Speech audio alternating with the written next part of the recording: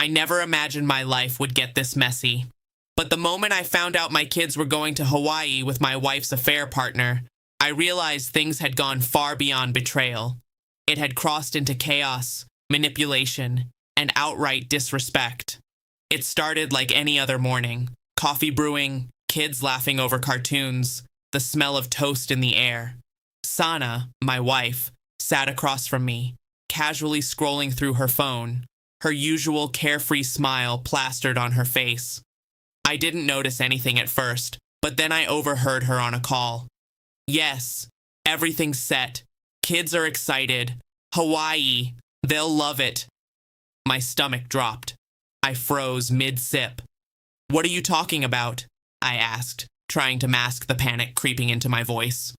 Oh, just a little trip, she said with a dismissive wave. I thought it would be fun. You know, bonding time. I blinked. With who? She hesitated. The hesitation lasted just a fraction of a second, but it was enough.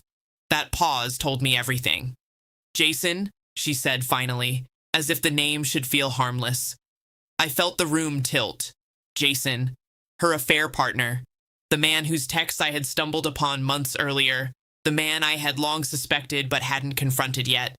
She had managed to manipulate things so that our children would spend a week with him across the Pacific Ocean, while she watched like nothing was wrong. I stayed calm, on the surface at least.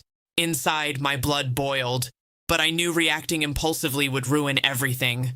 This required strategy. I immediately began collecting evidence. Every email, every text, every hotel confirmation, screenshots, GPS data, flight itineraries. I documented it all. The kids' plane tickets, booked in her name but paid with joint funds, were easy to find. The Airbnb reservation, photos of Jason's apartment, even the messages from him to Sana planning activities for the trip. Everything became ammunition. I also contacted a lawyer discreetly, explaining the situation and the potential danger of sending children on a trip with someone I knew to be untrustworthy.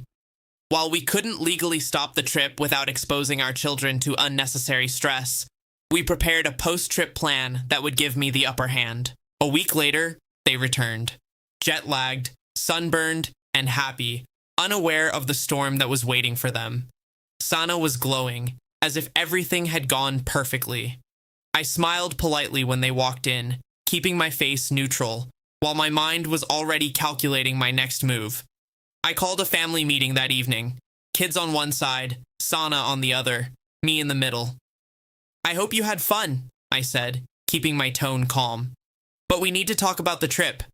Sana opened her mouth, ready to deflect, but I cut her off with evidence. Flight itineraries, screenshots of texts with Jason, receipts for expensive dinners and activities she had claimed were family-sponsored events. The room fell silent. The kids looked confused. They didn't understand yet, but the tension in the air was palpable.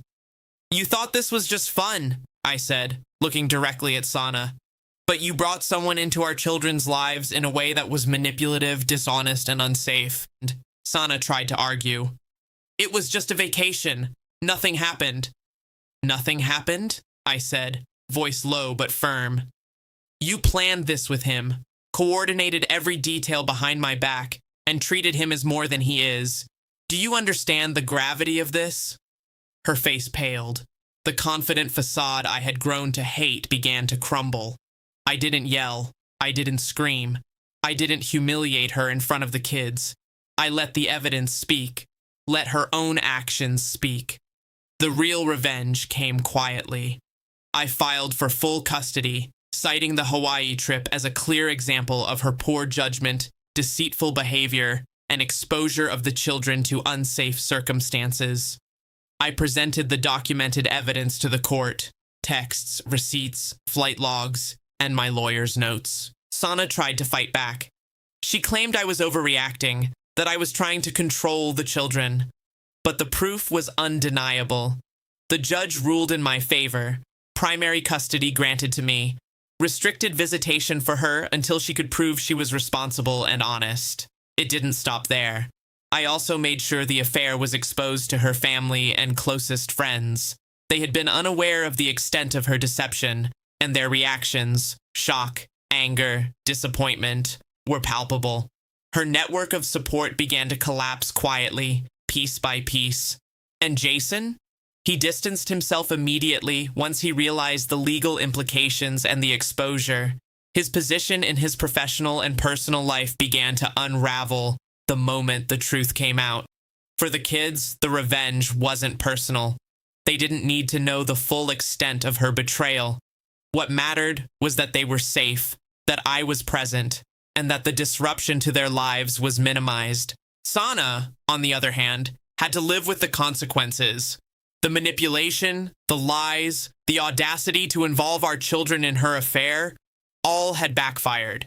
She had thought she could control the situation, but I had been one step ahead, quietly documenting, patiently planning, and calmly executing the strategy that would ensure justice. Months later, life began to normalize.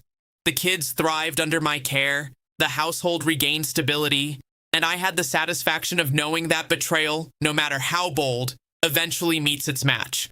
I learned something critical through all of this. Revenge doesn't need theatrics. It doesn't need shouting, threats, or public humiliation.